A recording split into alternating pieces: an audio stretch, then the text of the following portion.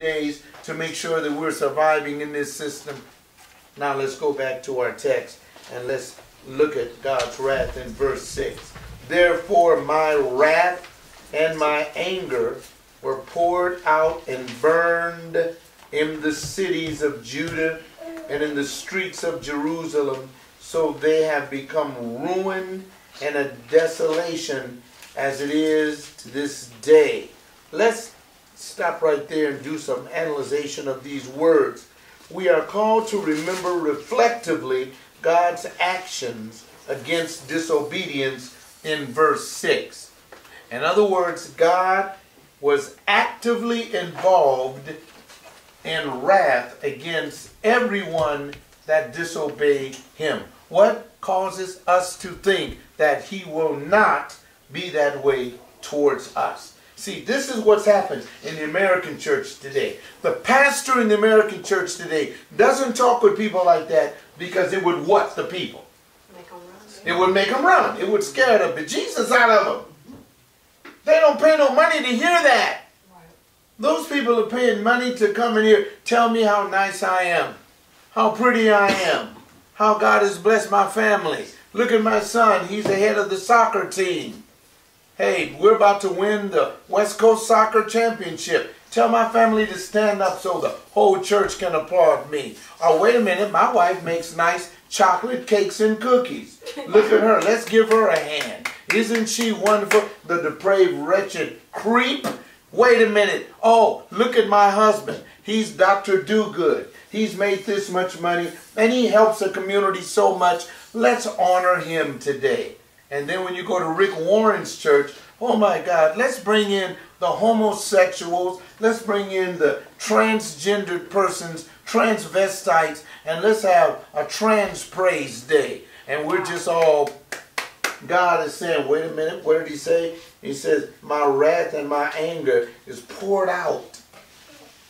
See, we don't see it's pouring out yet, and so we think God is dead. See, we don't see him getting down on us, and so we think, Mark, we getting away with it. Okay? You know, when we go out, when our children go out and they do unscrupulous things, and we kind of laugh about it and says, oh, that's my boy. That's my boy. Yeah, right. That's your boy, all right. But wrath is coming.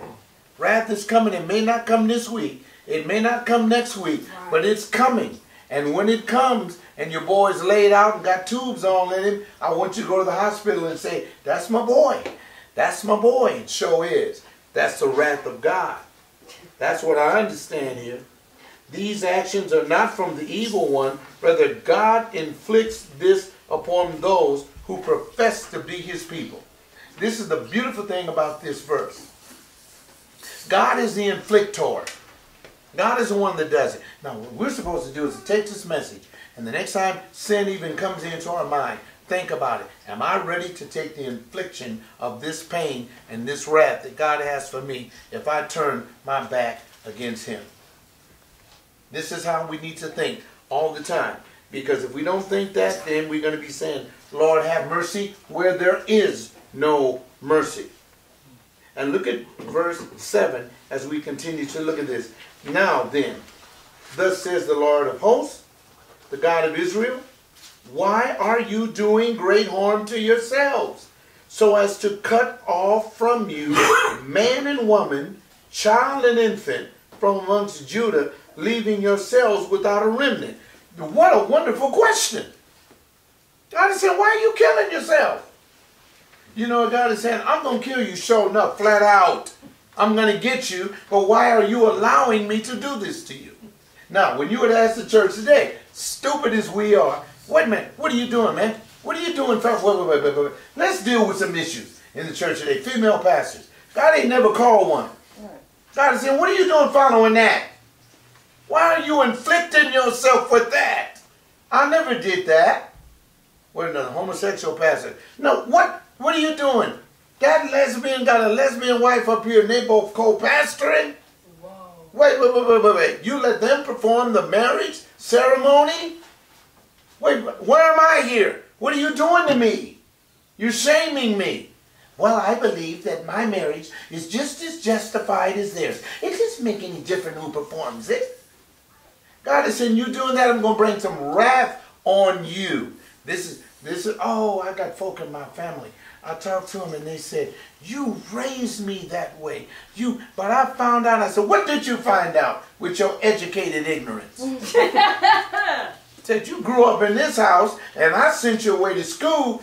Young lady, you go ahead and go to school and get more education. And you come back and tell your daddy and mama, all that stuff you taught me, I went to school and got me an education. I'm smart now. And I'm smarter than you will ever be. And I'm smart enough to know that God ain't going to be living in me. Yeah, God said, there's some wrath coming. I love what he says. He says it beautiful. He says it right here. Woo! Provoking me to anger. Look at this, look at this. But let me keep going. I'm enjoying this message too much. He says, why would you bring this upon yourselves? And personal sin affects the present as well as the future. Look at verse 7b. Because not only the present, but the future. For it says, you're going to be cut off, man and woman, child and infant, from amongst Judah, leaving yourselves without a remnant. In other words, God says, when I get through judging you, your offspring won't even be able to know me. See, because he's going to cut off every generation. Cut all of it off. You have to think about that. You know, that's why I find myself, you know, I'm looking at my family very close, and I'm saying, hey, we better come on back. Come on back to the place where we first met God and where he blessed us. We better come back because you can get so much in this society.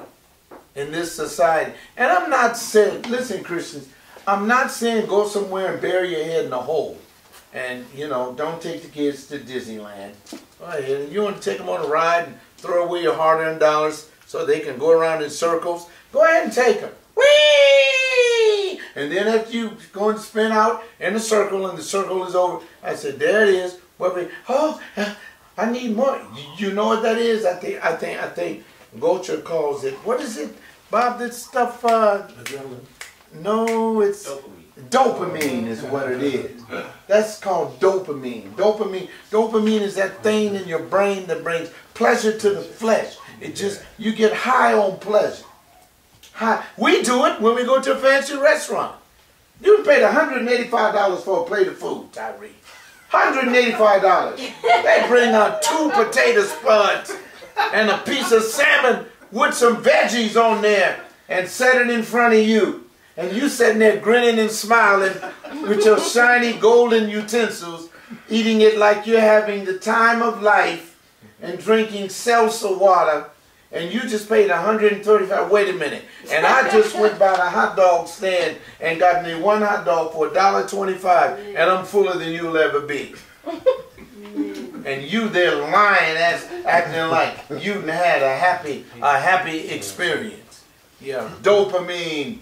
The whole country's on dopamine, but that's all right. Oh, there's going to be, he says, you may have a remnant left. He's saying, I'm going to mess up your future and everything like that.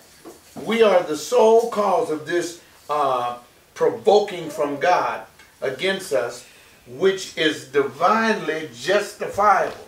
When the wrath comes, it's justifiable. That's why when things happen to me, I tell my friends, I say, oh man, I know why that happened. Why? I know why that happened. Why? Too much dopamine in my life. God is trying to slow me down.